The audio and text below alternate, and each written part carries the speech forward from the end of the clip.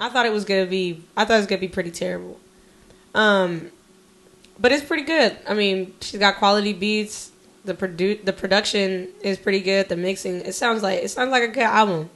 What I did feel like I don't even know if it's criticism, but it's just the reality of it is like, what, a week or two before Cardi's album came out, we saw like, you know, the bars that were like rapped by another dude. Oh, from that single, that Be Careful single. Yeah, like how it had, you know, like it pretty much was the same song. He sold her the song. Yeah, but so just like for me seeing that, it already, I don't know, it just kind of spoils it.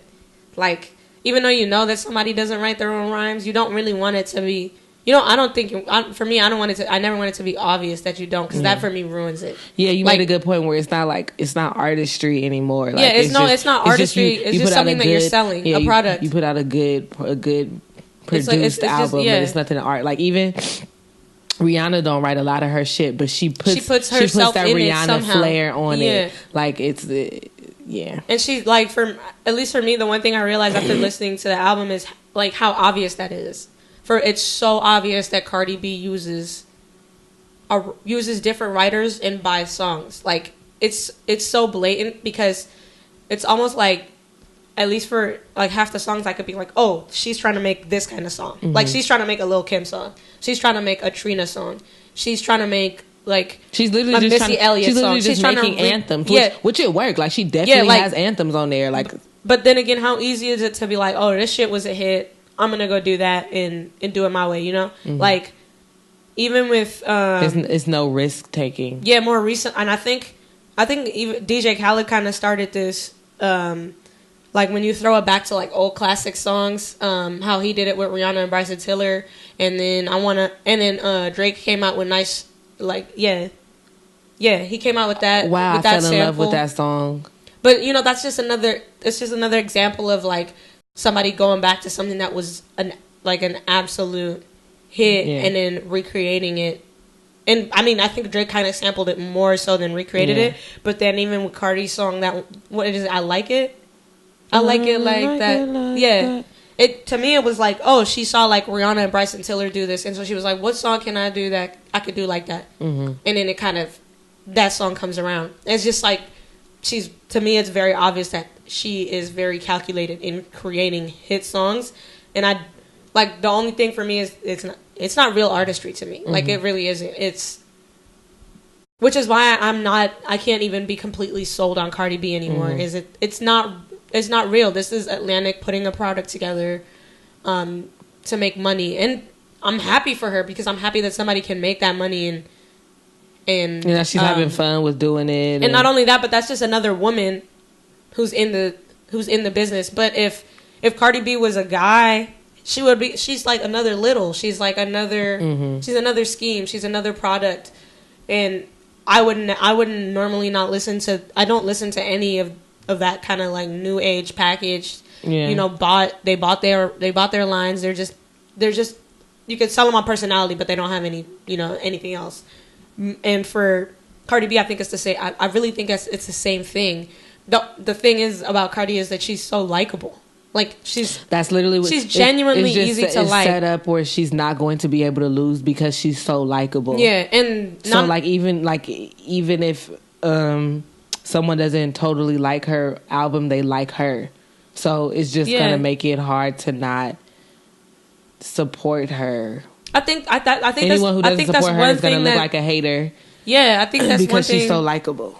That's one thing that like Cardi B very much has for her side, on her side, and for things that don't turn out how she exactly wanted them to, I think Cardi B gets to be a victim a lot, because it looks like what is hip hop, or what are critics doing to Cardi? Like, not necessarily what she could be doing that could be critiqued, kind of thing. But for me, it has nothing to do with the sound of her music. It has nothing to do with her bars. She gets a lot more respect than any rookie has ever gotten. And it's like, you have to, like, for example, even SZA, how it took her so long to put out this other project. She had bodies of work for us to refer to and all of this other shit. She was writing for other people and stuff, you know, like Cardi, like the support and like everything that she getting is crazy for a rookie. But I think the thing is that she's not, because Atlantic isn't treating her like a rookie. It's almost like she's a vet because of all the time that she spent on Love and Hip Hop. That's my point. Is that she's not. It's almost like she's a vet, but she's not. Yeah, but and not even that, but in the quality of music that she gets to produce and that she gets to put forward, like the kind of producers and the kind of features that she gets to get, those are not, rookie features. It's like it's so blatant that this is a fast tracked thing, because that's when I'm saying like the artistry is gone, because she doesn't really have to take the time out to develop that, whereas other people do, like SZA has had to make a few bad songs. Mm-hmm. Cardi B can't make bad songs because of two reasons. She can't because of like her fame and her likability and stuff mm-hmm. like that. She cannot make a bad song because that would threaten everything that she had. Like her shit has to sound good, mm-hmm. no matter, because it's not real. Yeah. Like there's no choice but for. I was not surprised when I went through every song and every single song sounded good. Mm-hmm. Yes, when you pay a lot of money, you can easily access quality. And the thing that Atlantic knows is that it's going to get that in return. She sold 260,000 units her first week. Like, that's crazy. And they put a lot of money into promo too. That's like you look no on, small You look on feat. Instagram and literally every rapper is saying, "Oh, shout out to this album. Make sure y'all get Invasion of Privacy." Like that's no small feat. They put in a lot of money for that to be a good album, which it was. It was good. It was, but to me, I wasn't, because she has to be good. You have all the resources in the world. It's like if you're not good at this point, it's like good? What? Like you have access to writers. Somebody wrote your song and they gave you the best beats possible. They gave you the best stylist possible, the best publicist possible. Things that a lot of artists don't have. Mm-hmm, yeah, like you have access to all of this shit. Like you didn't have to like what did Drake say? Where was you when we was recording in the bathroom? Like you didn't have to go through any. Or let me not say she didn't, because I don't know how long she has been trying to rap. With but even the Gangsta Bitch Volumes 1 and 2, but this is like, yeah, I get our point is valid, yes, and that's a good point for you to even bring up the mixtapes. Is Cardi doesn't sound anything like that. Mm-hmm. She doesn't. If that was who she was, those two mixtapes, she has completely gone away from that. The closest thing that sounds like anything that she made now is Lick, looking like I caught a lick. Yeah. That's the closest thing that she's on either one of her mixtapes. Because I actually listened to those mixtapes. I like them. But, I mean, she doesn't sound anything like it. And you can tell that somebody was able to put something into it. Like, a little bit of extra. Hope they put that something into me. But, I mean, other than that, I feel like, congratulations to Cardi. I'm rooting for her. I wouldn't call myself, like, a fan. And I really don't think that her music, at least what's on this album, is going to really be that meaningful for hip hop. I was about to say, I wonder. I don't think it's going to last. I'm going to ask people, I'm going to do a little Twitter poll, but what is the replay ability on this album? Right. Like, you get me? How, like, are y'all going back? Like, I wonder in like 2 weeks is niggas going back and still listening. Like, yeah, I'm still banging this Invasion of Privacy. Because I mean, when I think and when you think about timeless because she is summer's coming, so she has a bunch of, like, Big and Head is going to be played in the club. Moneybag is going to be played in the club. I mean, I agree.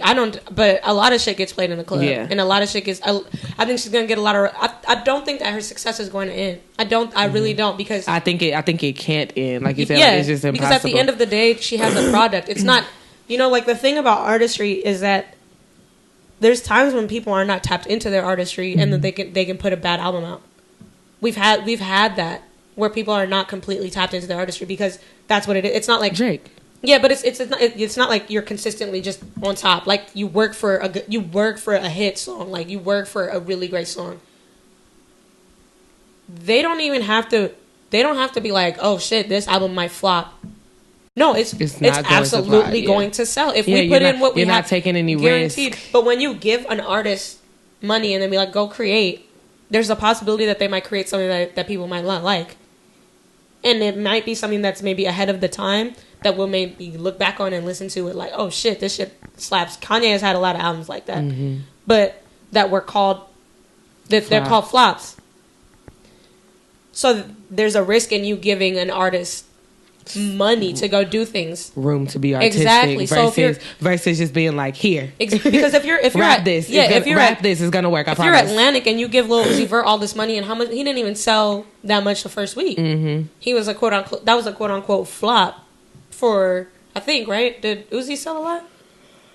I think Uzi did sell a lot. I think Yachty is the only. Yachty's the only one who did. But imagine giving like an artist. He probably didn't sell as much as he was projected to, but I think it did okay. But imagine giving like an artist how much you would give Cardi B to go create, when you could just call a few people, flip some pages, and you will have a formula for something that'll work. And then, like, why would it? It's a surefire. You're flipping your money for sure. I could imagine that people are also, because they know Cardi is hot, coming to them like, look, I got this song that I know is a hit. Like, give this to her. Let me be on this song with her, or whatever. But yeah, I think that's a good point of it being like her being a product versus being an artist. Like, there's not, like, I'm not seeing no like creativity and shit and like no real thought. Like, you making bops that you know niggas is gonna bop to. Especially because, like, her flow switches every single song. She has to rap how whoever created the song meant for the song to be created. There's nothing on there that puts her own like flavor on it. Like, I can't hear a beat and be like, oh yeah, I know. She doesn't have a signature. Nobody can ever come out and be like, oh, they stole Cardi's flow.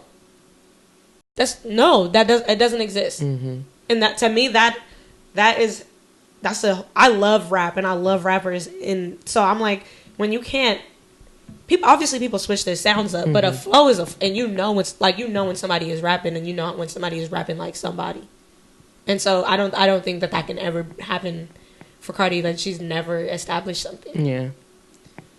But yes, those were my thoughts on the album. The one thing that did stand out though was that the flow is different on every there was no theme, there was no like, something tying it together. And what about you? You have any other thoughts? I like albums with a theme too, or some type of camaraderie or something. No, I just didn't like. I went on my little Twitter rants, but it was comforting that you saw something. Our timelines are much different, so I just rather go with what your timeline say. 'Cause people were immediately comparing her to Nicki, and I don't think I want to even get into that conversation. So I was really irritated. I mean, I'll say this: in order for Nicki to do her job and just to put 2 great songs out, she took almost 4 months off of social media, and that's energy, and that's how somebody is investing themselves in their art.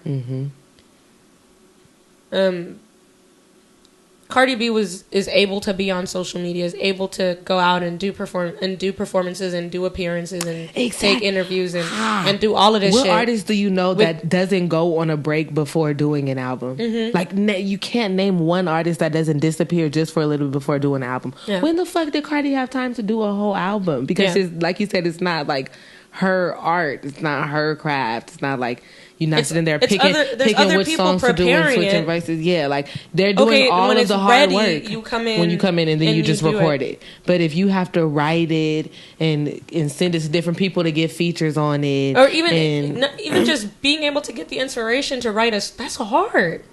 That's a difficult thing to do. And for Nicki, she came out and said she wrote all the verses and the hooks on those 2 new songs that came out.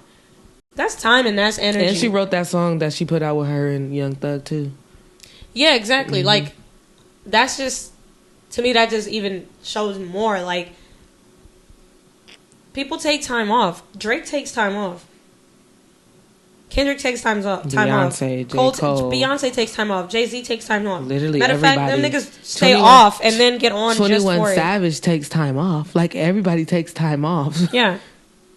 I don't know. And I don't know. Maybe for me, that's even why I like Nicki Minaj's songs even more. Because whether or not she put effort into it, she made us slap. It looked like, at least to me, from what she was doing, it looked like she was putting time and effort and concentration and energy into rapping instead of doing all the other bullshit that she could do sometimes. As soon as I saw the Chun-Li album cover, I got Anaconda vibes. And Anaconda was a fucking banger. I just knew. From the cover, I thought I was going to like Chun-Li more than Barbie Tings. But let me tell you, Barbie Tings sounds, I hate saying, I'm just gonna call it Barbie Things. I do not like saying Tings. Where's the H? Say things. Barbie Things. I'm not doing okay. Barbie Ting. That sounds just like Itty Bitty Piggy to me. Like, ting. I fucking love that record. Ting. I'm not saying that. Barbie Things ting. Sounds like Itty Bitty Piggy, and ting. I love it. Nicki Minaj gave us 2 great singles. She should not have dropped them yet. That was petty. She could have waited at least another week. She could have at least given Cardi a full week to enjoy having her first debut album. Despite everything we just said about that, like, it's your first debut album. Like, just let her have her full fucking week. You literally have been missing this whole year for you to come back and drop 2 singles that are great right after the girl just dropped her debut album. Is fucking petty, and you did not have to do that. Especially for somebody who's going to make media runs and try to at least look the victim a little bit. I mean, she looked like the biggest bully for doing that, because you look like a bully. At least for me, it just was sneaky. Like, at least for me, because I care about bars, and if motherfuckers are complaining, she checked Cardi B's whole album in 2 songs. It was like reminded people who Nicki Minaj is and really how talented she is and what good of a rapper she is. And so it was even worse to me, because I'm like, you are a real bully because you know how good you are, especially in comparison, and you know that you grew up in rap and that this is what you do. This is what you do. Like she said, she's a rapper of a certain stature, and she knows it. So, like, I was like, ooh, this timing looks so petty, especially if you're about to go cry on some damn radio shows. You got to wait like 2 weeks and then go cry. Because that shit, I was like, nah. Girl, see, I'm a very rational Nicki Minaj fan, and that was wrong and extra and petty. Like, you did not have to do that. Does that change the fact that, 1, the things that she was saying were right? No. 2, that her songs were great? No. Doesn't change any of those things, but she is petty and she didn't have to do that. But I love the songs, and I will be playing Biggie and Head, and then I will be playing Barbie Tings, and then I will be playing Chun-Li, and then I will be playing I Do. And then after I turn all of that bullshit off, I'll be playing Meg the fucking Stallion. Okay, that's the bottom line. I really fuck with those. Do you know she? Yeah, yeah. See.